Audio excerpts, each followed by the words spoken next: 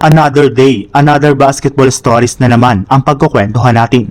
At ngayon nga ay pag-uusapan natin ang balitang pagpapabalik ng Golden State Warriors kay Andrew Wiggins at ang balitang pag-trade ng Los Angeles Lakers kay Austin Reeves para kay Giannis Antetokounmpo. Ibinulgar na nga po ng isang NBA insider na para nga na po makabalik ang Golden State Warriors sa championship contention ngayong season, ay kailangan nga po nalang gumawa ng trade at kumuha ng bagong superstar na makakatulong kay Stephen Curry pagdating sa pagpapalakas ng kanilang opensa. At base nga po sa ikinumpirma pa lang na balita ng isang NBA insider, nakikipag-usap na nga po ang front office ng Warriors sa iba't ibang mga teams. At isa na nga po dito ay ang Miami Heat kung saan nagkaroon nga po sila dito ng pag-uusap patungkol sa pagbabalik sa kanilang dating superstar na si Andrew Wiggins gamit ang kanilang batang player na si Jonathan Kuminga.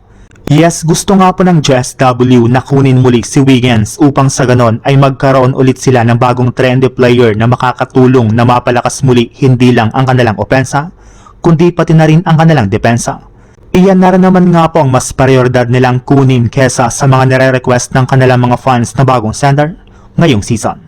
Sa ibang balita naman,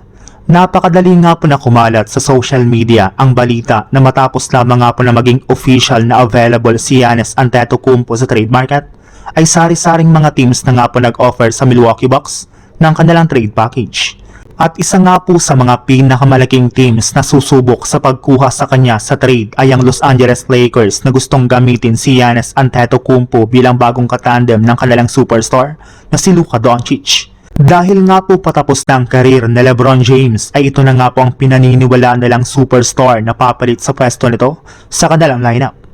Pero hindi rin naman nga po magiging madali para sa Lakers na makuha si Giannis, since talaki nga po ng hawak nitong kontrata ay kakailanganin nga po ng Lakers na i-offer dito ang kanilang mga players na sina Austin Reeves, Rui Hachimura, Gabe Vincent, Dalton Knecht, ang kanilang 2029 first round pick at isang 2031 first round pick.